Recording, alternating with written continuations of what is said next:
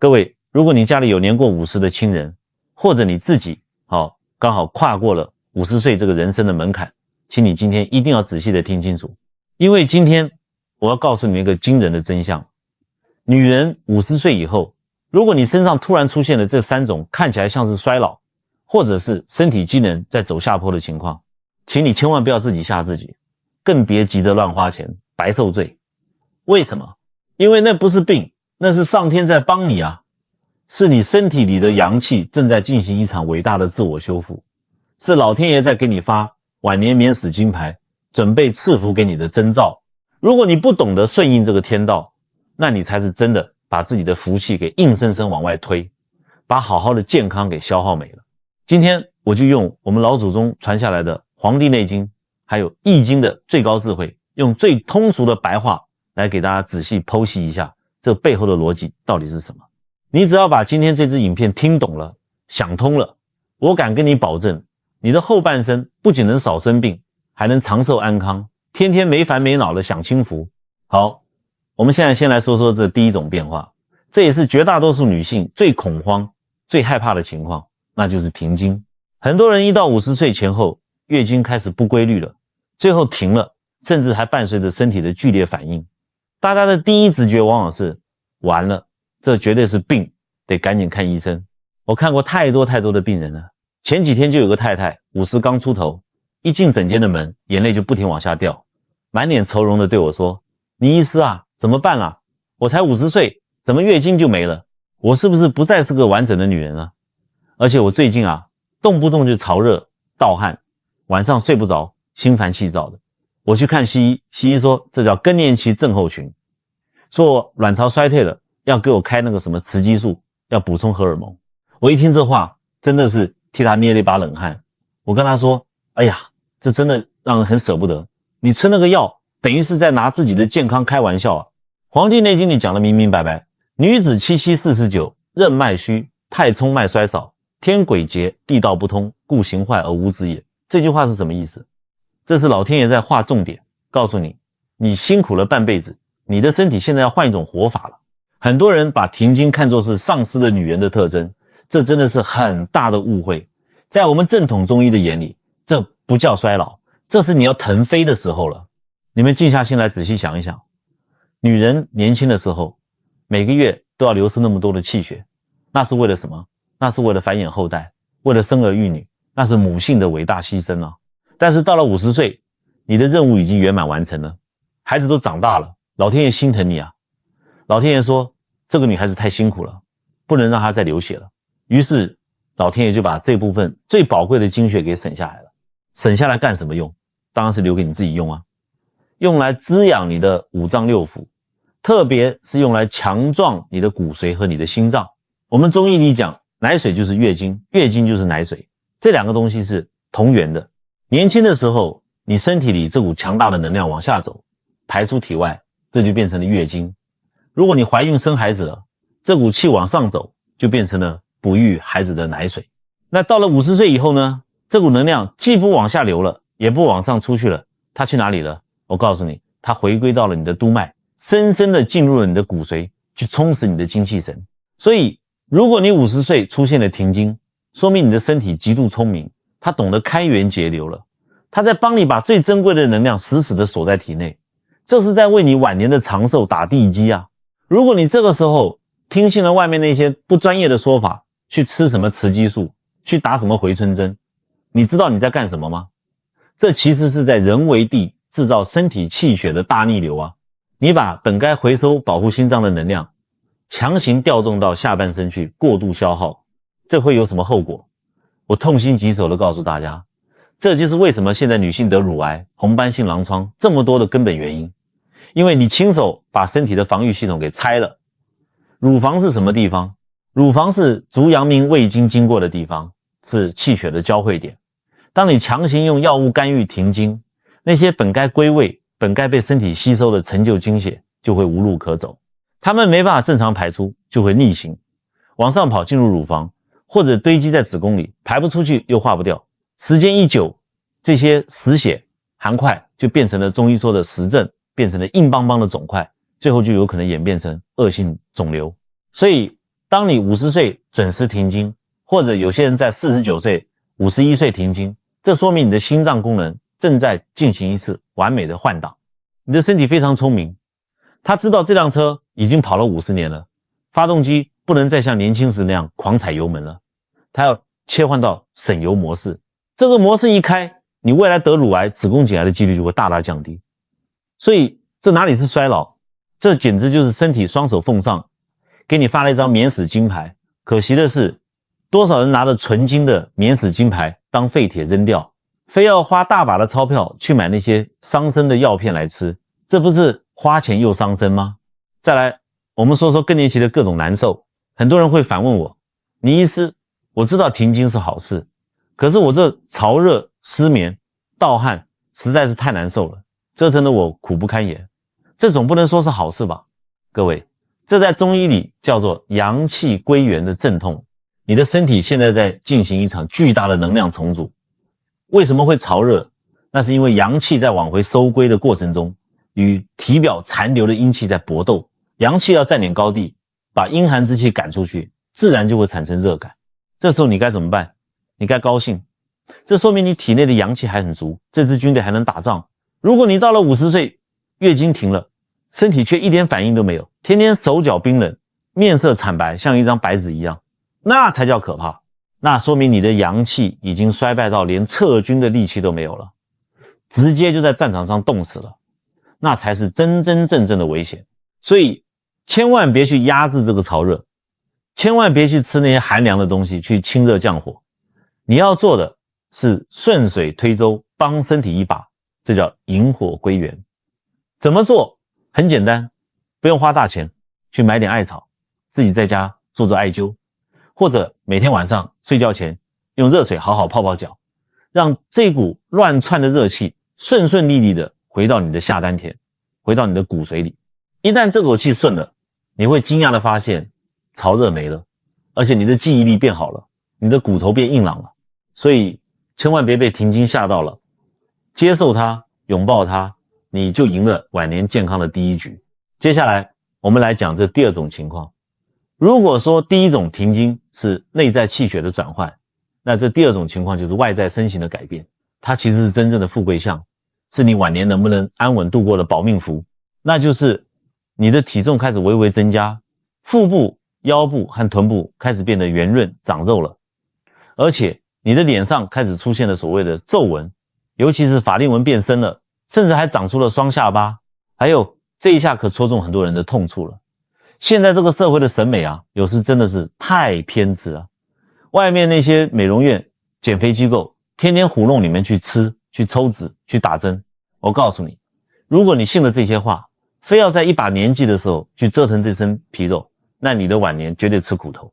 从面相学和我们正统中医的角度来看，女人50岁以后绝对不能太瘦。上天让你在这个年纪变胖一点点，长点肉，那是在给你穿棉袄，是在给你晚年存粮草啊。为什么这么说？我们来抽丝剥茧的讲讲道理。人到了50岁步入老年期，你体内的阳气是呈衰微趋势的，这就像个火炉，年轻的时候火烧的旺，产生的热量多，老了以后火势变小了，体内的热量来源自然就减少了。这个时候你身上那一点点皮下脂肪，就是你护住微弱阳气的城墙。从物理学的角度来讲，脂肪是什么？脂肪是热量的绝缘体啊。50岁以后，人体的产热能力下降，你极度需要这层脂肪来保暖，你非要去减肥，非要把这层老天爷赐给你的保命棉袄给硬生生脱了，那你等于是把自己的五脏六腑赤裸裸的暴露在风寒湿等邪气面前。特别是我们的腹部，腹部是什么地方？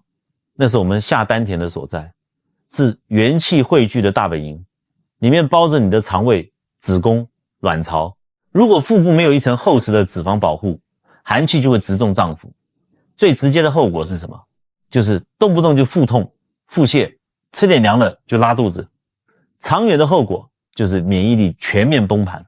我在诊所里看过太多那种瘦得像竹竿一样的老太太，为了追求苗条，天天吃清水煮白菜，结果呢，风一吹就倒，一场小小的感冒就能要了她半条命，甚至直接送进加护病房。为什么？因为它没有胃气了，没有能量储备了。我们中医讲，有胃气则生，无胃气则死。那个微胖的身材，肚子上那一圈肉，正是你胃气尚存、生命力顽强的最佳表现。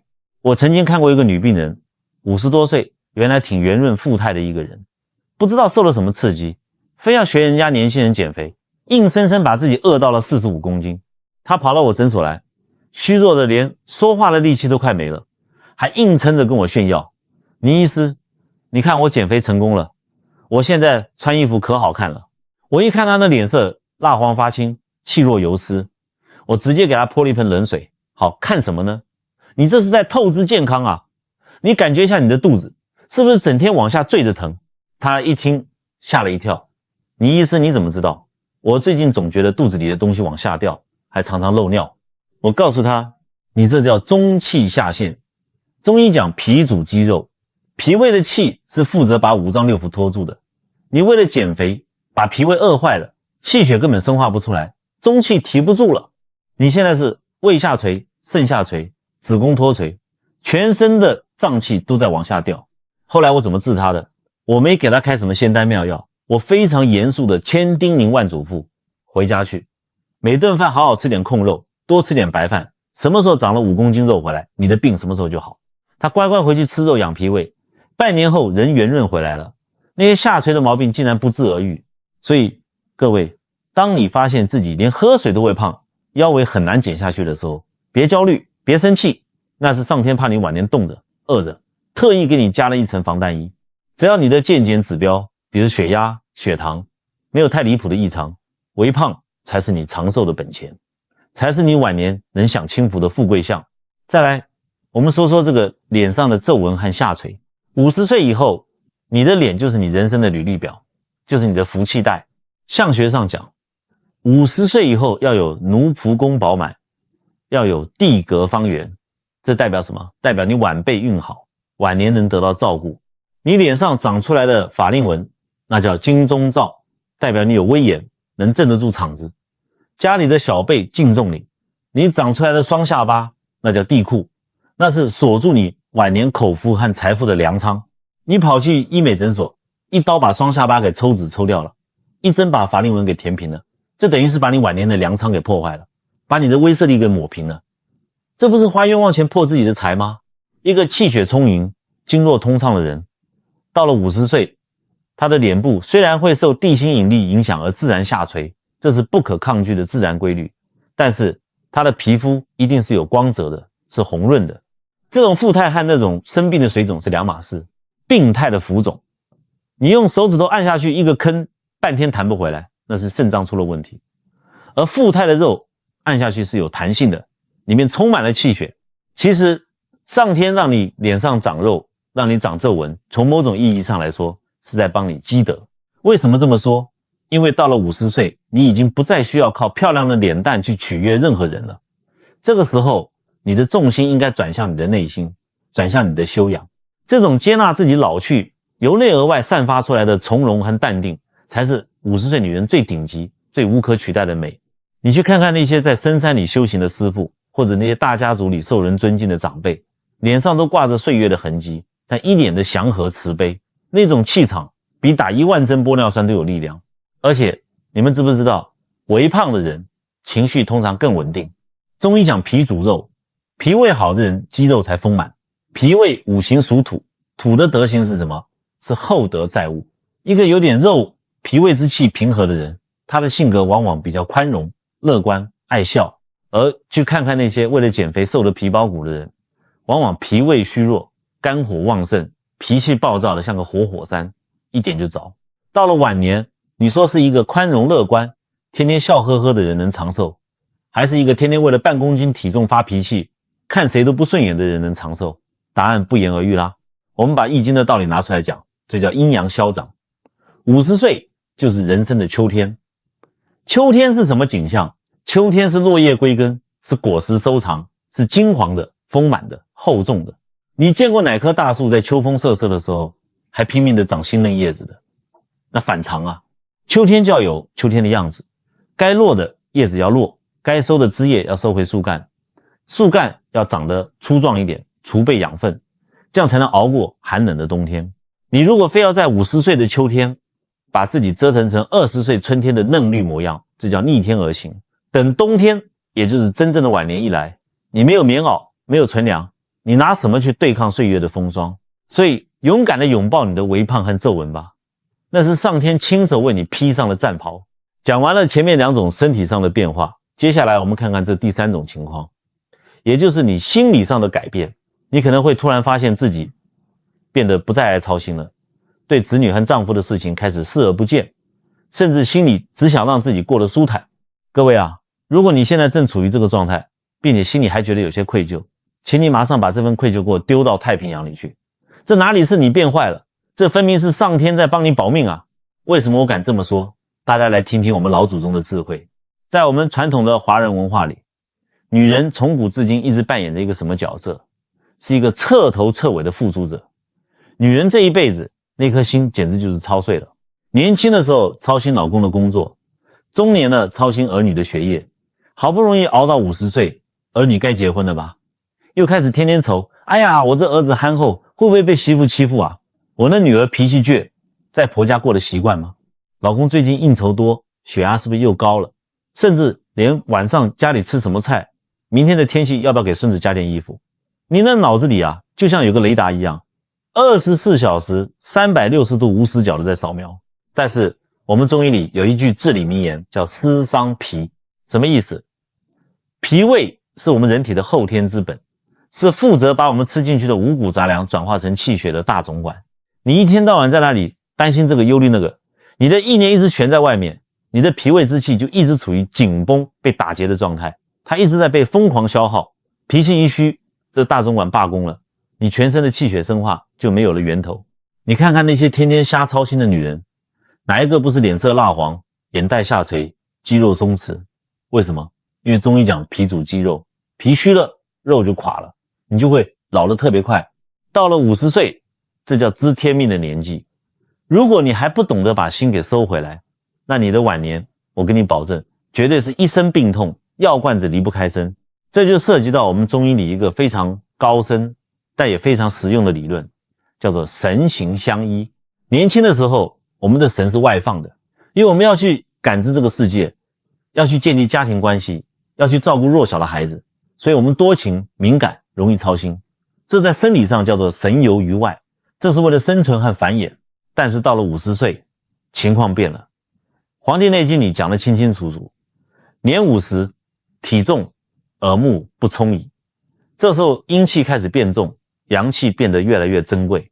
到了这个节骨眼上，如果你的神还在外面到处游荡，还在为了儿子没买房着急，为了女儿工作不顺利上火，这叫什么？这在我们中医里就叫神不守舍。神不守舍会有什么后果？你的神不在家，你的心火就没有人管，心火就会一直往上飘，降不下来。心火不降，你下面的肾水就升不上去。这叫什么？这叫心肾不交。心肾一不交，最直接的反应就是整夜的失眠。我看过太多50多岁的妇女来找我治失眠，哎呦，那黑眼圈重的啊，安眠药吃到连脑子都记不住事了，把肝脏都吃坏了。可是躺在床上依然是两眼瞪得像铜铃，死活睡不着。我问他，你脑子里在想什么？他说，倪医师啊，我睡不着啊，我一闭上眼睛就想到我儿子那个房贷还没还完，我孙子明天上幼稚园会不会哭？你看看，他的身体虽然躺在病床上，但他的神还挂在他儿子身上，挂在他孙子身上。神都没回家，你的身体怎么可能睡得着？所以上天在这个时候让你的生理发生变化，让你突然觉得心力交瘁，让你变得对那些鸡毛蒜皮的事情感到冷淡，变得不爱管闲事。这是在干什么？这是在救你的神啊！这是一种人体自我启动的强制性的生理保护机制。当你发现某天看着儿子和媳妇在那里为了洗碗吵架，你心里竟然毫无波澜，甚至想穿上鞋去公园跳舞的时候，这说明什么？这说明你的心神已经非常聪明地学会了自我封闭，它在你的五脏六腑外面筑起了一道厚厚的防火墙，防止外界的那些情绪、那些琐事继续伤害你的健康。我来给你们讲个更具体的案例。我以前有个病人，是个标准的女强人，企业女高管，那气场强的，好，强势的一辈子，在公司里说一不二，在家里也是一把手。50岁那年，他办了退休，本来挺好的一件事，但他那当主管的习惯改不了。退了休，还是天天在家里指点江山。他就像个活体监视器一样，在家里四处巡逻。媳妇做饭，他要在旁边盯着。哎呀，你这盐放多了，太咸了，油倒那么多干嘛？不用钱啊。儿子周末睡个懒觉，他要去敲门，都几点了还睡，一点出息都没有。就连孙子穿衣服，他也要管。今天风大，必须穿那件厚外套，不穿不准出门。整天就是过度紧绷，穷操心，从早唠叨到晚。结果怎么样？这在台湾就叫好心被雷侵。家里人看到他都躲着走，嫌他烦，他自己呢气得半死，觉得自己一片好心全被当成了耳边风。就这样折腾了1-2年，他来找我了。一进门脸色发青，一检查，我的天哪，甲状腺结节、乳腺增生、子宫肌瘤，长了一堆大大小小的毛病。为什么会长这些东西？中医讲气郁啊，他天天看不惯这个，管不了那个，心里那口气就一直憋着。中医说肝主疏泄，你天天生气郁闷，肝气就郁结了，气聚在一起，时间长了就变成了形体，也就是那些结节肿块。他坐到我面前，焦虑的不行，问我，倪医师，我是不是要赶紧去大医院开刀把它们切了，会不会是恶性的？我当时看着他，语重心长的说，开刀？哎呀，这刀哪里开得完呢？你今天把甲状腺切了，明天乳腺又长出来，后天把乳腺切了，子宫又长出来。为什么？因为你的气根本不顺，你的神太累了，你的根源没解决啊。他问，那我该怎么办？吃什么神药？我告诉他，你要想健康，就得学会睁一只眼闭一只眼。他当时愣住了，我接着劝他，你都50岁了，你以为你还是救世主啊？儿孙自有儿孙福，你要想活得长久，从今天开始要学会收起你这颗爱担忧的心。后来他真的听了我的话，逼着自己不管。刚开始很难受，看见媳妇切菜姿势不对就想开口，但硬生生憋回去了。实在忍不住，他就报了个旅游团，跟一群老朋友出去游山玩水。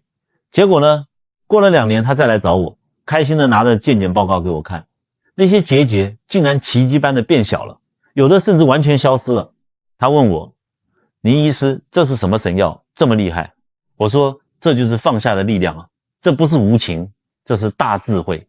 易经里有个卦象叫亢龙有悔，人到了高处就要懂得退，到了50岁这个年纪就要懂得收。你在家里的位置必须要从凡事亲力亲为的执行长退位，变成一个挂名顾问。什么叫顾问？就是孩子遇到困难了，主动来请教你，你就心平气和的说2句人生经验。如果他们不问你，你就微笑点头就好，其他的不用多干涉。这种心态的转变能帮你节省下50%以上的气血消耗。你知道这意味着什么吗？这些节省下来的气血，就是你未来抵抗病毒、抵抗衰老，甚至抵抗癌症的最强大本钱。所以各位，别再为自己变得不近人情而内疚了，那是你的身体在帮你停损，在帮你把有限的生命能量用在刀刃上。反而我看过另一种女人，50岁一过，突然之间醍醐灌顶，想开了，儿孙自有儿孙福，孩子的事情让他们自己去闯，他不管了。他开始疯狂的关注自己，今天琢磨着炖点什么养生汤给自己喝，明天计划着穿件漂亮的旗袍去哪里拍照，把所有的注意力全部放回自己身上。周围的邻居亲戚可能会在背后对他指指点点，可是我非常肯定的告诉你，这种女人最有福气，她的寿命最长，因为她懂得收敛神气。黄帝内经里说得好，精神内守，病安从来。人老了，气血本来就开始亏虚，你哪里来那么多能量去管别人的因果？老天爷让你变得冷淡，变得爱自己，其实就是在强行切断你外耗的电源，强制你进入省电模式。这种心态的转变，往往对应着身体机能的一种极度高明的自我保护机制。当你不再为别人的喜怒哀乐而情绪波动时，你的肝气就彻底舒畅了。肝气一通，百脉皆通。你仔细去观察一下，你身边那些活到80-90岁长寿无病的老太太，往往都有点没心没肺、乐天知命的特质。所以如果你发现自己50岁以后突然对家里的琐事不感兴趣了，不想再做那个任劳任怨、吃力不讨好的老妈子了，只想为自己好好活一把，恭喜你，这绝对不是自私，这是生命的觉醒。这是上天在帮你斩断烦恼丝，让你的神魂归位。这预示着你晚年脑子绝对清楚，血管干净，不会得失智症，能过上悠哉悠哉的神仙日子。各位，前面我们讲了，停经是收阳，微胖是蓄能，变冷淡是收成。这三个变化合在一起，构成了你晚年健康的铁三角。但是要判断你晚年到底能不能无病无灾，舒舒服服的享清福，除了这3点之外，我今天还要教大家2个最核心的硬指标。这2个指标比你去医院做几万块钱的全身高阶健检还要准，这是身体发给你的最直接的讯号。第一个硬指标，这可是我们中医里的最高境界，叫做头凉脚热。你们现在用你的手摸摸你的额头，再弯下腰摸摸你的脚底板。如果你50岁了，你的头摸上去是凉凉的清爽的，而你的脚底板1年4季都是温热的，我恭喜你，你现在身体循环极佳。这在易经里有一个专门的卦象，叫做水火既济。什么叫水火既济？我用最白话的方式给你们解释。大家在家里炖过汤吧，炉火在下面烧着，这火是不是在底下？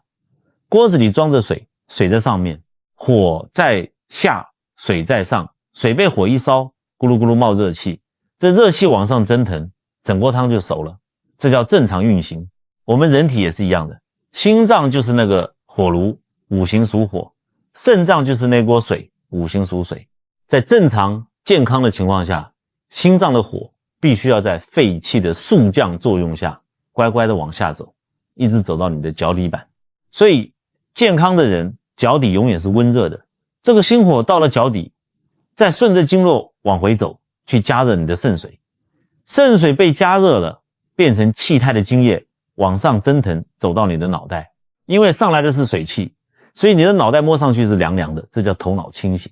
但是你看看现在很多50多岁的人完全反过来了，他们天天头脑发热，动不动就脸红脖子粗，血压狂飙，脾气大的压不住。可是你一摸他的脚，哎呦，冰冷刺骨，大夏天的还得穿厚袜子。这在我们中医里叫什么？这叫上实下虚，火全往上跑了，下面全空了。这在卦象上叫火水未济，是阴阳大失调的前兆。我直白的告诉大家，这种情况就是中风、心血管疾病的危险警讯。这个时候你的身体会出现什么反应？你会发现自己动作变慢了，反应变迟钝了，走路没以前那么快了。很多大姐一发现自己慢下来了，吓坏了，心想完了，我老了，骨头僵硬了，我要赶紧去跑步，去运动，去吃保健食品提神。我拜托大家千万别去走冤枉路。你知道你为什么会变慢吗？因为你的身体极度聪明，他发现你现在是上实下虚，上面血管里的压力太大了，他强迫你慢下来，是在保护你。如果你嫌自己慢，非要去剧烈运动，非要去乱补，你那心脏狂跳，血液猛地往脑子里冲，脆弱的血管怎么受得了？所以50岁以后，顺应身体的慢，保持脚底板的热，这才是真理。如果脚冷，就乖乖的去泡脚，去艾灸足三里、涌泉穴，把上面那个让人难受的虚火给引下来。再来，我们讲第2个硬指标，也是判断你晚年有没有福气的基础，大小便和睡眠。这5个字大家请记牢了，吃喝拉撒睡，只要这5样正常，你就是最健康的人。如果你50岁以后，每天早上起床第一件事就是顺顺畅畅的去上厕所，不用在马桶上蹲半个小时憋得脸红脖子粗，而且拉出来的大便是成型的，小便的颜色是淡淡的黄色，像清茶一样。晚上躺在床上5分钟就能睡着，一觉睡到天大亮，不盗汗也不起夜。我告诉你，只要满足这些条件，哪怕你50岁头发全白了，哪怕你脸上长满了老人斑，哪怕你牙齿都掉光了，你都是健康的。你的寿命绝对比那些天天往医院跑的人长。为什么？因为这说明你的肾气足，脾胃气壮，心神安宁，这才是根本。可是现在的人呢，被冷冰冰的数字完全制约了。他们不看你睡得好不好，不看你吃得香不香，他们只盯着那张健检报告看。哎呀，王太太，你这个骨质密度数值到了-2.5了，严重骨质疏松啊。哎呀，李阿姨，你这胆固醇超标了0点几，要赶紧吃降血脂的药啊。各位朋友，那些仪器上的数字是机器设定出来的平均值，而你的身体是活生生的人啊。每个人体质不一样，50岁的人怎么可能去跟20岁的标准比？你天天吃得下饭，睡得着觉，能跑能跳，过度纠结数字干什么？非要去吃一堆药，吃下去伤了肝伤了肾，最后原本没病的人硬生生被药物给搞出一身病来。我再给你们讲一个易经里更深层的道理，关于数的道理。我们中医和易经认为，女人的生命周期是以7为基数的，17、27一直到7749，也就是49岁，这叫天癸劫，这是一个生命大周期的结束，也是另一个周期的开始。而49岁到56岁，也就是8756，这中间的7年是女人一生中最关键的转型期。这7年就是一个巨大的门槛，这7年里出现的任何身体变化，停经、变胖、长皱纹、心态变冷淡，这全都是老天爷在帮你洗牌，在为你60岁以后的日子做铺垫。如果你在这7年里能够坦然接受这一切，坦然接受月经不再来，坦然接受药味变出，坦然接受孩子不再天天围着你转，那么你就能顺利的跨过这道坎，进入下一个境界。易经里的坤卦。什么是坤卦？坤卦的卦象就是大地，代表着厚德载物，柔顺力争。你到了这个境界，你就犹如大地母亲一样，安宁、祥和、包容万物，不再轻易动怒，不再焦虑，你就能享受到那种平平静静、无病无灾的晚年福报。但如果你在这关键的7年里，非要反其道而行，非要吃药把月经催回来，非要节食减肥饿肚子，非要天天操心儿女的琐事，那你等于是跟大自然对着干，你跨不过这个坎，你的气血会在这个节骨眼上彻底大乱，后续各种慢性的毛病全都会找上门来。所以我说，这3种看似衰老的变化，真的是上天在帮你，这绝对不是在夸张。上天就是用这些看似不完美的变化，来帮你筛选掉生命中那些严重消耗你元气的东西，逼着你回归生命的本质。这就像我们农民种庄稼一样，到了秋天，那庄稼的杆子是不是会变黄？叶子是不是会干枯掉落？为什么？因为所有的营养都要从外面的枝叶全数回流，输送到那个最核心的种子里去。只有这样，这颗种子才能饱满，明年春天才能再次发芽。如果你看着那个庄稼杆子黄了，你心里不舒服，非要拿着一桶绿油油的油漆去把它刷绿，非要给它灌化肥，结果呢，外表看着是绿的，但里面的种子全干瘪了，来年直接绝收。人也是一样的道理啊。你50岁以后的微胖、看淡世事、停经，就是那个庄稼杆子变黄的过程，是为了让你生命最核心的能量，你的精气神能够完好无损、饱满的保存下来，支撑着你活到90岁、100岁。各位听懂了吗？这才是大自然最深层的爱啊！我知道讲到这里，肯定还有很多大姐心里在犯嘀咕。倪医师啊，你说的道理我都懂，可是我就是过不了心里这道坎啊。你说我这些都不管了，我变老了，变胖了，老公嫌弃我怎么办？出门被人家笑话怎么办？各位啊，这就是你还没有看穿，你到了50岁这个知天命的年纪，如果还把自己的幸福寄托在别人对你的看法上，还在靠别人的眼光来决定自己开不开心，那你这辈子算是活得太累了。真正的福气是什么？不是别人嘴里夸你一句，哎呀，你看起来好年轻啊，而是你每天早上醒来，手脚灵活不麻木，头脑清晰不头晕，是你端起饭碗吃得香，躺在床上睡得安稳，是你不用天天去医院排队挂号看医生，这才是实实在在千金不换的大福报。我治过那么多病人，看过太多生离死别，当一个人最后躺在加护病房里的时候，你去问问他，他还在乎自己脸上有没有皱纹吗？他还在乎自己的腰围是26寸还是30寸吗？根本不在乎了。那个时候他们心里只有无尽的后悔啊，后悔当初为什么要折腾自己的身体，为什么不好好珍惜老天爷给的健康。来，为了让大家彻底明白这个道理，我给你们讲一个我亲自医治过的真实故事。我有一个老病人姓张，大家都叫他张大姐。那年他刚好50岁，真的是被生活压得喘不过气，刚好碰上停经，家里老公又遇到裁员失业了，偏偏儿子还处在青春叛逆期。他那时候焦虑到什么程度？整晚的睡不着觉，头发大把的掉。他觉得自己的人生彻底完了，觉得自己老了，没用了，这个家要散了。有一天他跑到我诊所来找我，一进门，哎呦，那样子我看着都心酸，瘦得皮包骨，眼眶深陷，脸色蜡黄，整个人非常憔悴。他一坐下就开始哭，求我说：倪医师，你救救我吧，我感觉我快撑不住了。我当时听完真的是又急又心疼，我语重心长地告诉他，我不给你开什么催经的药，更不可能给你开减肥药，我今天就给你开一点疏肝解郁、调理脾胃的温和中药，但是你必须答应我3个条件，也就是3句话，你要是做不到，神仙都难救。他赶紧点头，倪医师你说，我什么都听你的。我让他拿笔记下来，这3句保命的锦囊：第一，月经走了别留客，身体在帮你省气血保心脏，强行拉回来谁也帮不了你。第二，能吃能睡是神仙，别太在意身材，胖点没关系。第三，儿孙琐事别插手，老公失业让他自己找，儿子叛逆让他自己面对。他当时半信半疑，眼泪汪汪地看着我，但还是点头答应。回家后，他真的开始逼着自己放手。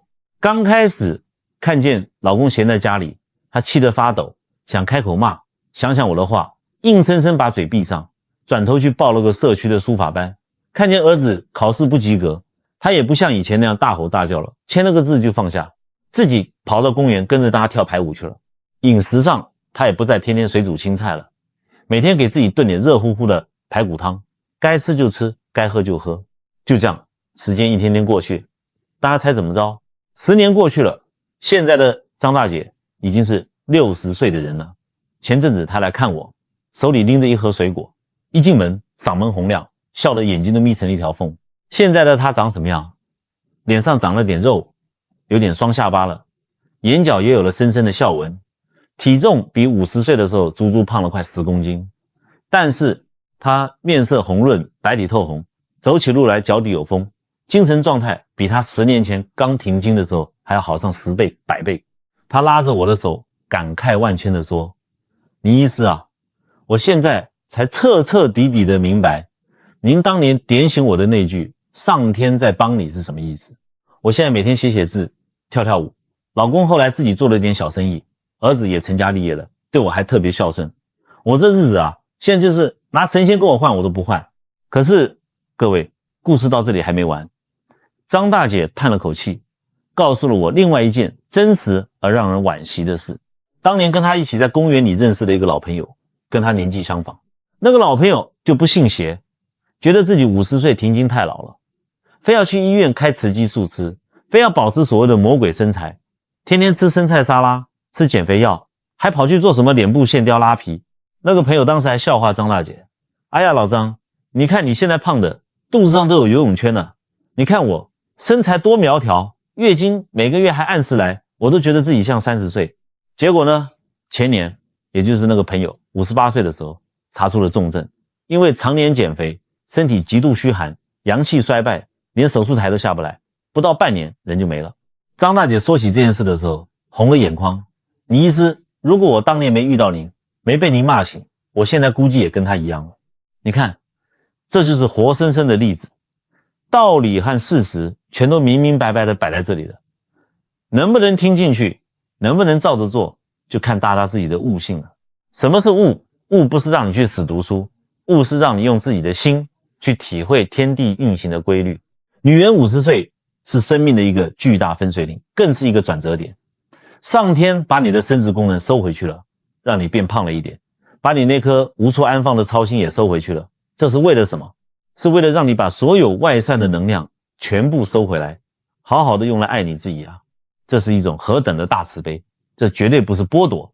如果你能稳稳的接住这份礼物，顺势而为，那你晚年的福气真的是不可限量。你会发现你的身体越来越硬朗，你的心态越来越平和，你看待这个世界的眼光都会变得无比宽容。到那时候，你就会真正体会到孔老夫子说的那句话：60而耳顺，70而从心，所欲不逾矩。这时候肯定有大姐要问了，倪医师，那我现在已经55了，之前不懂事，吃了几年的西药，也减了不少肥，身体搞得有点虚了，我现在改还来得及吗？我非常肯定的告诉你，只要你还有那一口气在，就永远来得及。人体的自我修复能力是不可思议的强大。从现在这1秒钟开始，把你家里那些不必要的维他命更年期荷尔蒙药，除了保命的急救药之外，通通给我戒掉。把你衣柜里那些勒得喘不过气的紧身衣、高跟鞋收起来，换上宽松的棉麻衣服，让你的气血能顺畅的流动。饮食上，饿了就吃，想吃肉就大口吃肉，想吃饭就好好吃饭，千万别再去吃那些冰冷的生菜沙拉，什么水果代餐，那只会把你的胃给吃得像冰窖一样寒冷。只有热腾腾的五谷杂粮，那才是天地精华，才是养命的根本。心里有事别憋着，但也别往心里去，学会左耳进右耳出。天气好的时候，多去太阳底下晒晒后背，那是你的督脉所在，把你的阳气好好的养起来。你照我说的做，不去折腾，顺其自然，你会发现不出3个月，你的气色就会慢慢变过来。虽然你的皱纹不会因此消失，但你的脸上会有一种健康的光泽。